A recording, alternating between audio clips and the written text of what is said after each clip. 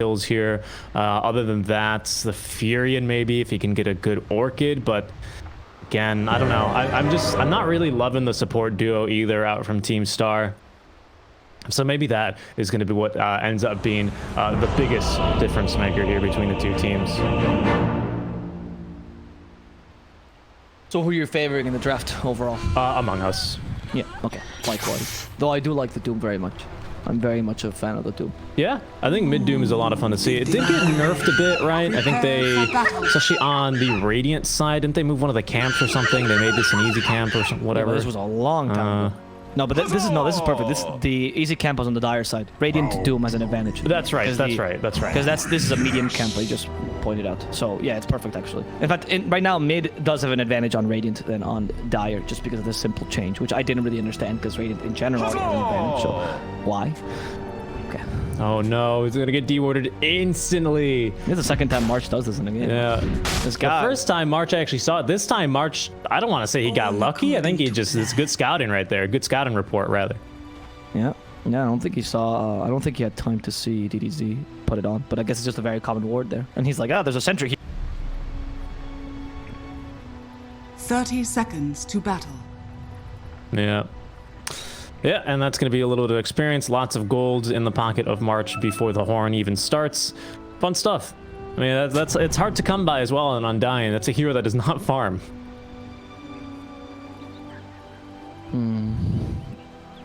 We'll see, though. They're already having 4 heroes down here to pressure Lance, which, I mean, they're going to be probably hoping for a first blood or something or another, but the battle either way, begins. I think with these 3 heroes down here, the Spectre is going to have just an awful time in lane. I don't really, yes, the Spectre late game is going to be incredible, but I don't know how you even get her there this game. There's just so much pressure for her. I want to say almost at all stages of the game. Your lane is awful. Like, it really is awful. They actually decided to put the PA against the Spectre, which I think it's fine, to be honest. Like, you can try lane aggressively, and Spectre has nothing. The one thing I'll say about Spectre is that she is a hero that if your other lanes do decently well, she can recover just by virtue of Haunt, which is great. But of course, that's a tall order, right? Like, if you already start with your carry needing to recover using kills...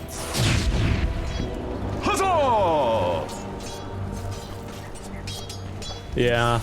Mid lane DDZ versus Abed. I don't know. I feel like this should kind of be nice for Abed. At least, let me think here. At level 3, he's going to have a nice peek over the Doombringer.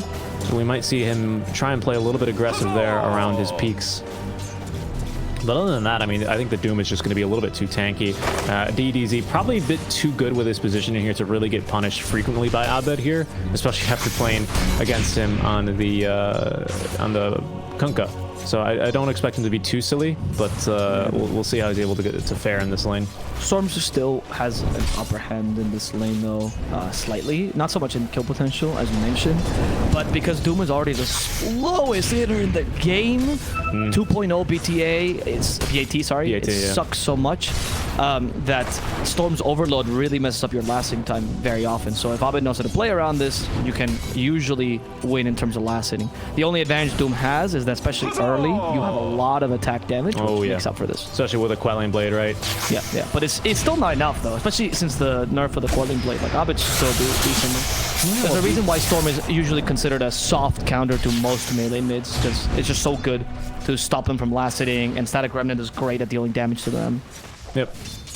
That was, there they go. I was about to say, they're probably going to TP Lance away here. He's not having a great time, 7-0. You do have Candy Loon able to just rotate TP around the map freely, so we'll see if we get any counter rotations in response out from Among Us here. As, yep, indeed, already we have March going, hello, Spectre, did you miss me?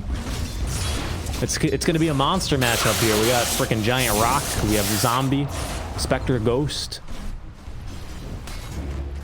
Here for the lanes for Star is that your carry is not being countered by the enemy carry or by the enemy offlaner, as is usually the case, but rather by the supports. And supports wasting a TP is much less impactful than a carry or an offlaner needing to rotate.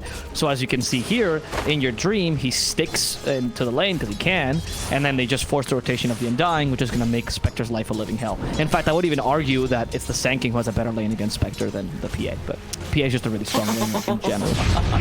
So it's looking a bit scary, to be honest, for Lance. Cuckoo did go for the Sandstorm build, though, which is a bit of a greedier build, less lane dominating, but much better if you want to keep on farming on this hero. Yeah. I think he's just going to be looking to flash farm as much as he can before PA gets, presumably this game, I think the Battle Fury. I think you need to be able to scale against the Spectre, against the Doom. So I think he's just looking to try and flash farm as much as he can early. And I think Sandstorm's just the best build for that. Yeah, exactly. I mean, you can set up a lot of stacks in Sandstorm with them. Though I have seen Caustic Finale builds being really, really effective in that sense. But I'm also assuming that since Cuckoo started the lane against the Prophet, he's like, well, if I go Caustic Finale at the beginning of the lane and they don't swap, I'm pretty much foregoing my lane, right?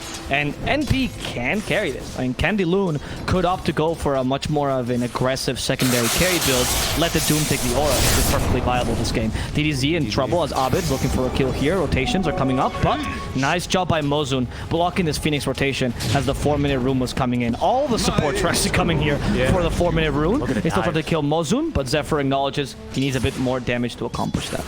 Yeah, I think he was...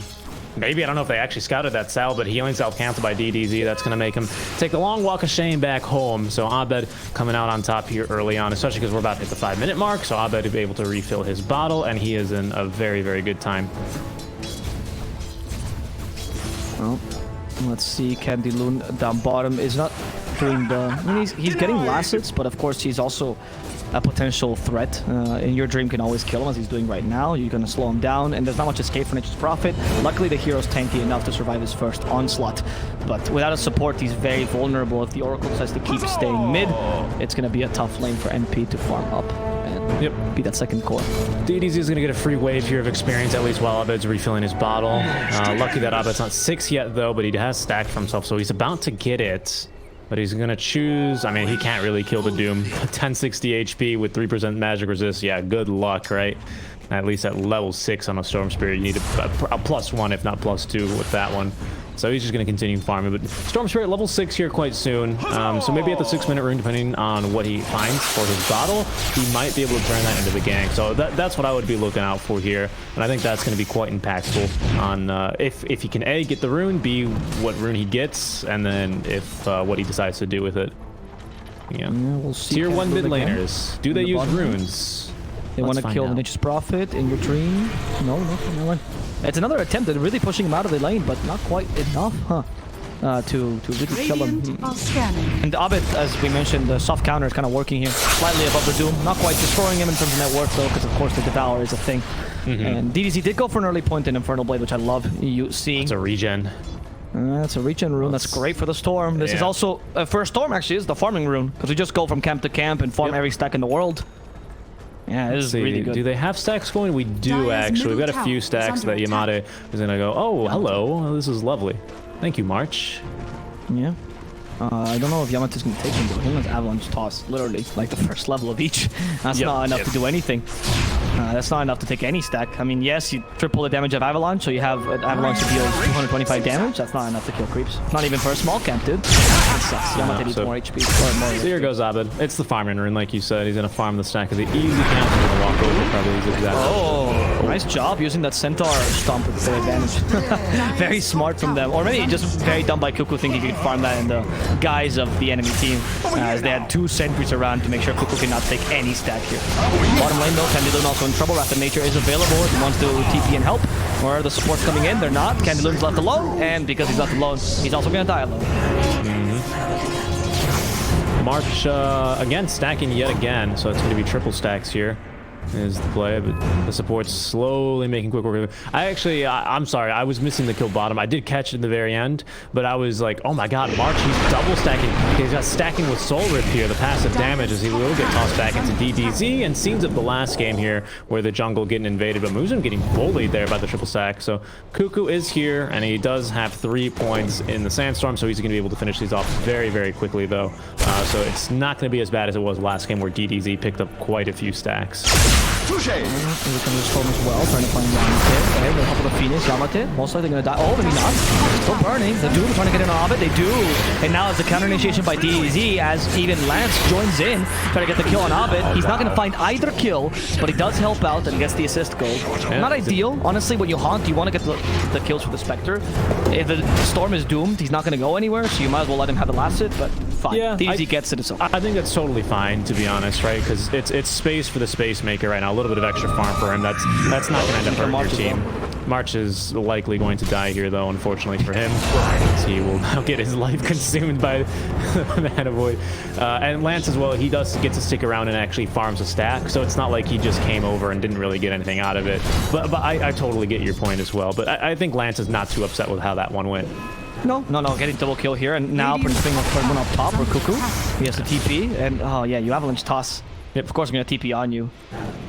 Yeah, I don't know. That combo doesn't deal that much. I don't know if you really should use, just wait. But I guess you weren't going to kill him otherwise. I think he got a little bit inspired of DDZ's plays last game, right? Where he saw him blowing up supports. He's like, I want to, that's me. I'm on the tiny, you know? But no, sorry, buddy.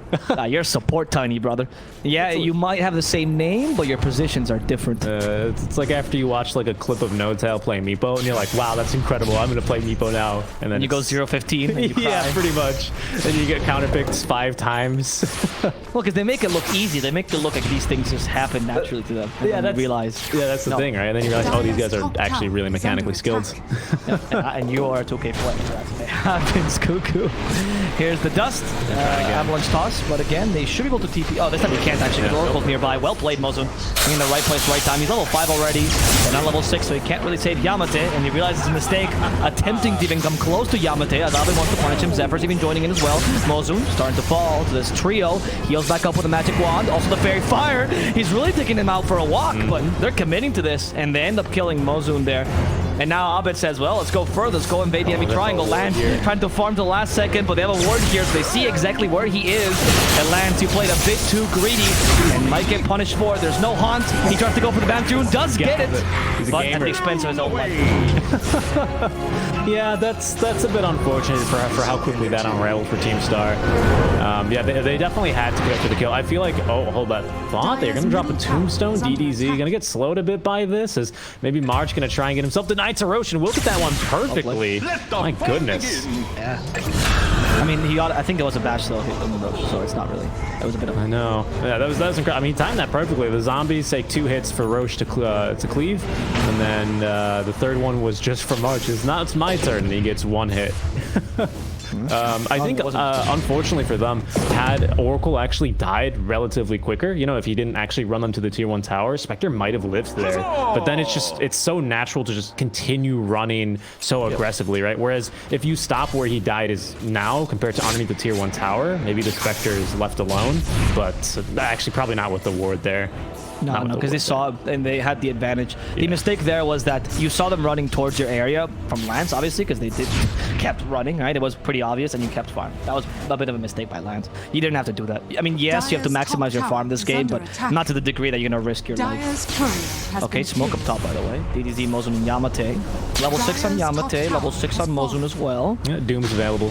Yeah, I think they can kill pretty much anything they find with just with the Doom and the tiny combo. And they can find Abed, that'll be ideal. They have Thrums, but they don't have Blink Dagger, so it's a bit difficult to engage on them. And look at this, they're really biding their time. They more or less know where Abed has gone to, but they're not expecting this weird route. He's gonna cut the lane, and now, okay, they can definitely go on him now. Fortune's End, charging it up, very well done. This route will give you enough time to doom him, or should, with the toss. There we go. Doom, Abed, balling into the high ground. They don't have vision there, they do.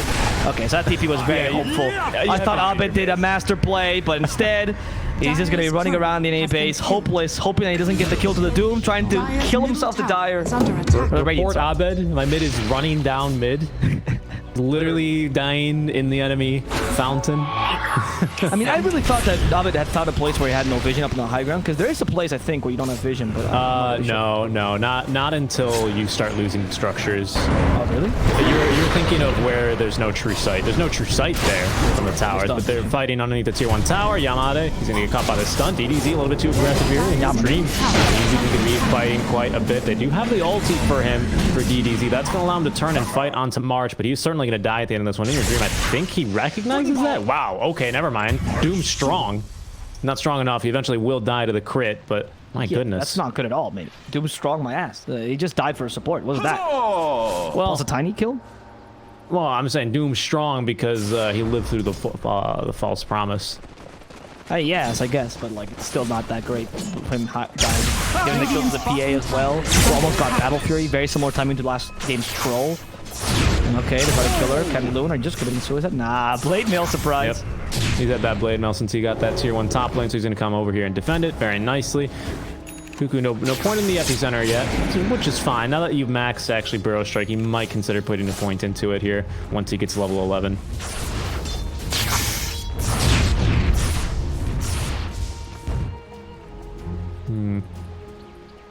Well, oh, actually, look, it's Lance is actually on for Blade Mail as well. I like this. That's the earlier activation Spectre you were talking about yesterday. Yeah. The Blade Mail is a good idea this game, especially because you saw the PA is opting for Battle Fury, because that's going to be a lot of spread damage that she can't really prevent. So if she wants to hit a single target, she can't really. She can hit more people, and so you can just stand around Blade Mail. I like the choice of Blade Mail on Spectre this game, because you know it's going to be you're going to make this game long, or else you lose. So you need to kind of win and survive the early mid game when the enemy team is trying to beat you. And the Blade Mail helps you a lot in that. Doom also has Blink, by the way, which is the more traditional build on Doom. It's literally, I think the build is called Get the Doom Off build. So you go BKB afterwards, you go Shadow Blade, anything that allows you to get a Doom off essentially gives you a win, and even Refresher later on. It's a big, it's not a win condition, I wouldn't go as far to call that, but it's a big team fight win condition, isn't it? Well, getting Doom off, yeah, especially on the Storm. I mean, that's why it was built this way. Like, I'm not joking that literally when you ask pros, like, how do you build the Doom? It's like, just build whatever you need to make sure you get the Doom off. Like, it's just that simple. There's no more complexity to this hero in the mid lane. Some people opted for more varied builds, like Shivas and Pipe, Aura Carriers. Some people tried with Yags, but in the end, the more popular build is the just allowing Doom to exist. There you go. Swapping over to net worth now. We get one on the day, but there we go. Swapping over to net worth to see the PA actually taking the lead as they are fighting over in the river. The Doom onto the Sanking, actually. That's going to stop him from even thinking of channeling the epicenter. Haunts now on the way in as Abed now joining in on the fight, but the Sunray keeping them all alive. Finally, they've managed to get Cuckoo as March still alive himself as well. Abed finding the backliners, but they've already gotten off the Oracle ulti. Now Candy Loon looking to try and escape, but Abed destroying those trees as quickly as they were there. As Lance now will not be left to TP away. He's going to be sucked in by the Vortex and killed in your Dream with an ultra kill. And so DDZ is going to die before the TP completes. Hey there. That wasn't that great. Abed Star. You were fighting near the enemy tier 1, so not a really good place either. The enemy had the high ground as well. Yes, you had Doom, like ability, which is great, I suppose, but you weren't really in position to join them. And Among Us also has the advantage early game, especially with the Tombstone, with the Supernova, which they didn't even have to use there. Spectre also sacrificed himself to kill the bird, which, why? Like, I know it's a kill, but if she hadn't chased over the bird, and she had just TP'd immediately, when she realized the fight was losing, Lance would have survived. But she chose instead to go for Phoenix, which was completely unnecessary there. A kill's a kill, yes, but not at the cost of your life, because now kills are not reliable gold, so it's no longer worth it ever to do that. So, okay, yeah. I'm not really a big fan of that play by Star, and you really can't afford to do these things, because if you give the enemy team leeway, then Among Us is just going to take over this game. That's their plan anyway. Another problem was the Doom target was actually Sanking in that fight. No, it's not anyone. I mean, and he was already in Sandstorm, so he's like, all right, I guess I'll just stand here and click people with my caustic finale. Yeah, I mean, the Sanking wasn't really bothered that fight. Doom had to tank a bunch of the fight as well, and he didn't really accomplish much by tanking this, because the backliners or the supposed damage dealers, which is Candy Loon and Spectre, didn't really do much either, because they don't have the items yet to deal damage. This kill could be really good if they find Abed truly, but I find it really difficult to kill him without Doom. Oh, okay, they're warding as well. They'll find Abed immediately now. Blink Dagger reveal. Abed, surprise, Fortune 10 as well. Well played. They had the War Stomp as well to elongate and those chain stuns and managed to kill him even without wasting an ultimate. That's a really, really dire smoke. Yeah. a really great one as well. Perfect target without the ulti. I don't think Abed was probably expecting that one. There's really there's some good wards on the map, but there's no wards actually watching the entrance of their jungle. But it's good stuff there. Yeah, but they were smoked anyway, so it didn't really matter, I guess. Is under attack. They went for these fighting? I'm not really sure. They did use the tombstone. Oh my god, they're fighting. It's crazy. He's role-playing DDZ from last game. Lance is considering going in as well. I guess why not? Blade Mail on cooldown just to be able to finish off the tombstone. Now they can actually conceivably take a fight as the drums are going to be used there. Ryan retreats. Nice. They're going to sacrifice great avalanche. Nice war stomp as well. They stopped the curse dive with the avalanche, as you mentioned. Well played. But it's only the supports, and I think the moment that Sanking Burrow strike to the bottom, sorry, to the the low ground, it was very obvious they were leaving their supports to die. Like they were saying, Phoenix, if you can hit curse dive, great, you survive, and March, you're dead. You're dead. At the moment that Burrow strike away, you're done. Yeah, it was a good job holding it down DDZ to make sure they couldn't get any additional targets, as the Doom was just coming off of cooldown, so he's not able to find anything better. And there they go. Oh, missed that one. In Your Dream popping off already, though. There's going to be the Desolator already, so that's why Mo's melting just immediately. Radiant's middle tower is under Zephyr attack. gonna try to push this tower in the mid lane. But it's Lance here to defend it, not bad. Almost Manta style completed for them as well. We have Clumsy Net on the Spectre, which is great. You can't by the way dispel that Clumsy Net because it does not count as a debuff. It counts as a buff actually when you use it on yourself. So you can't Manta that out. So very careful when you use Clumsy Net. Okay, so I got it. You cannot dispel Clumsy Net when you use it. When you use on yourself, yes. Yes. You cannot dispel when you use on yourself. It's the same way as when you use Yule Scepter on yourself, right? And you cannot dispel that because it's not. It's considered a buff. So yeah, it's very interesting interaction. That's why a lot of life stealers will be like, well, why? I raged. Why am I still Clumsy Netted? Volvo, please. I'm not sure if it's intentional or not, to be honest. It seems too clever to be intentional. Most great mechanics in Dota used to be bugs, so that's how I see Dire's it. middle tower I think it under is. attack. I think it is intentional. I seem to recall a time How when does it that was first Gaven dead, boot but taste, it always mate? wasn't. How does the Valve boot taste? Delicious, I bet. Pretty good. Not as good as my Monster Energy drink. So they are smoked up, but the scan actually finds them perfectly. Lands. Hop in the ulti. Good escape, however, by Cuckoo, but they're going to go a bit from more. Not sure they're going to go on the Doom. Looking like they want to drop it. It's going to be onto In Your Dream, but a great Supernova there onto the high ground. As will they be able to get the kill onto one? PA within Deniers. Instead, they're going to heal her up. In Your Dream might consider to stick around and fight as Cuckoo. He's going to get off at least the epicenter. Now Lance saved by the false promise. As now Abed joining in onto the action. Everyone's solo. This is a perfect time for Abed to pick up plenty of... they're going to stun him up. Instead, the Avatos combo, he's going to be able to get off at least a little bit further away, continuing to chase his Lance, supported by not just Mogan and Candyloon at this time, as the Dagger picks up the kill onto the Oracle, onto the tier 3 goes Lance in the meantime. Abed continuing to just kite them out, as Lance does not have a Dagger active either, so he's just stuck here and trapped. Oh my good. The seeds of fortune. What was that, dude? Why would you continue to chase after that? Like, the teamfight went actually kind of decent for you, but it was, again, a really bad position teamfight because you needed the tier 2, right? So it's not the greatest teamfight, but you managed to muster a kill or two. You didn't lose your Spectre. It was pretty decent. Candyloon got away. Not bad, right? You run back, lick your wounds. You're not supposed to win now anyway. Why, then, do you go for those kills and sacrificing your carry, which is what's supposed to win you the game right now? Because you're playing around the Spectre completely, so there's no need for you to play that aggressively at all. Oh, look at this. In Your Dream, he's been baited. Okay, so he's trying to roleplay Lance, but he's going to survive this. Yeah, he's got too much healing. You're much... Oh, never mind. Zephyr does die to the wrath of nature, but they didn't have vision over In Your Dream or... He's gone for the Holy Locket again. Oh, yes. He likes really working out.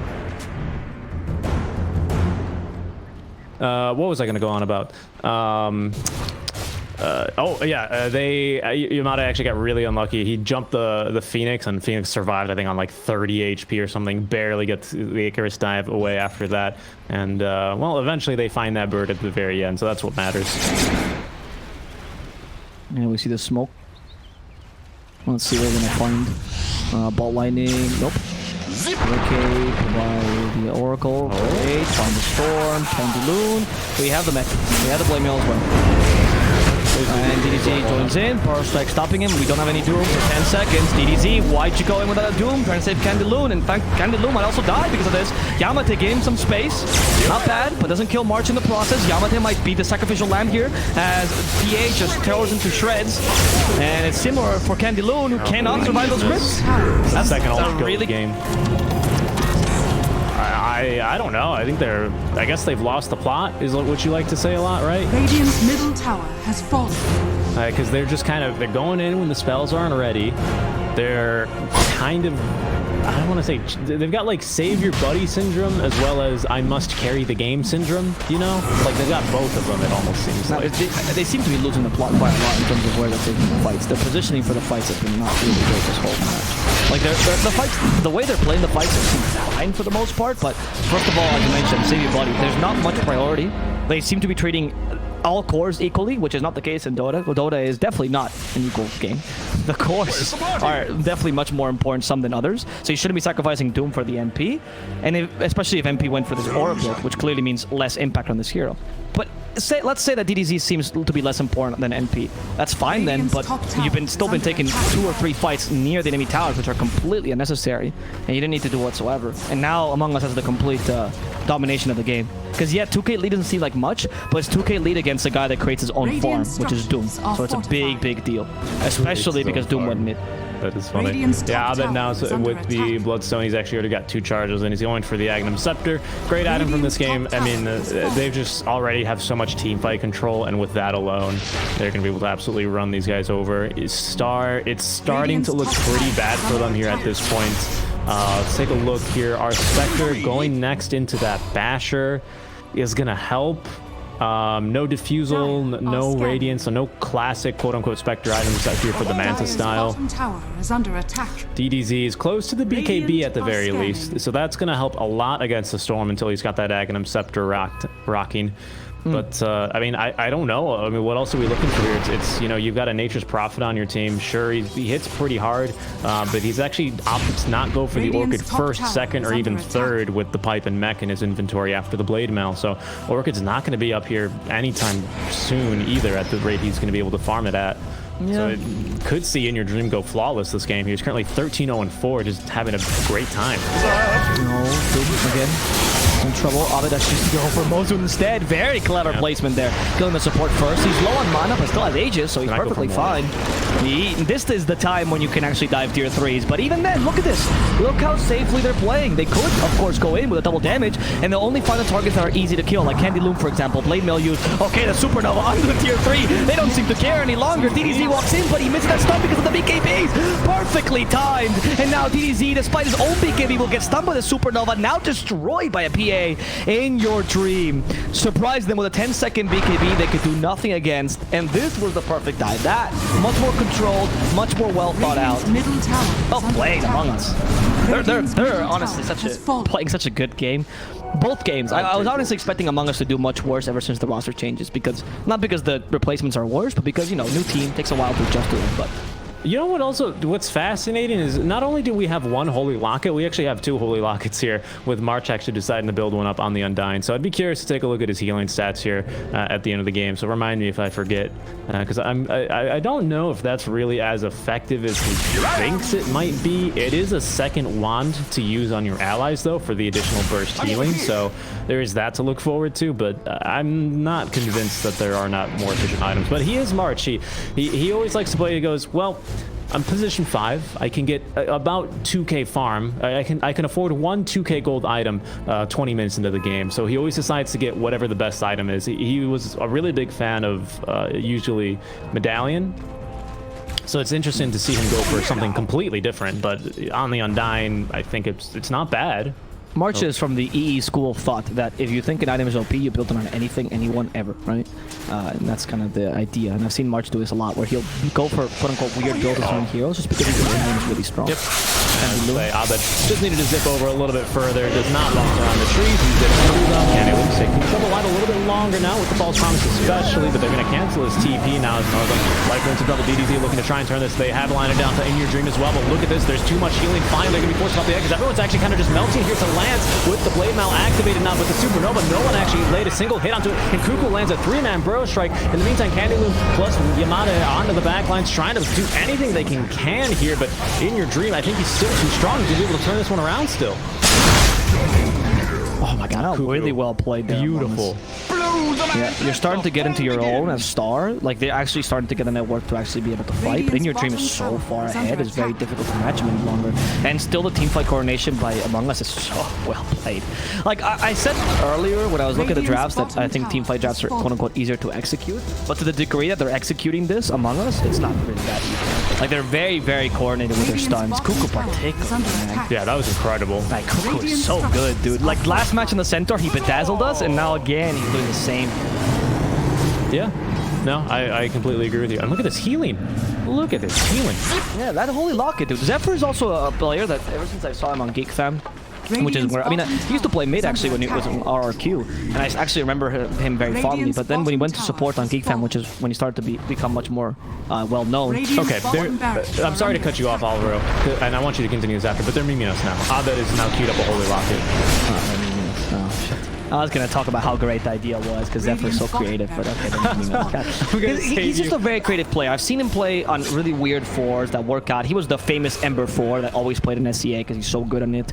He has often odd builds, but that work out for him. I think this guy experiments a lot with the game. He reminds me a lot of the 4 Zoomers guys, where he just constantly thinks about things. Kuku has the Holy Locket. Okay, I'm done. What is this? I'm just trying to praise you. Why? We're just memeing about the Locket. They heard us the last cast, and they're all building.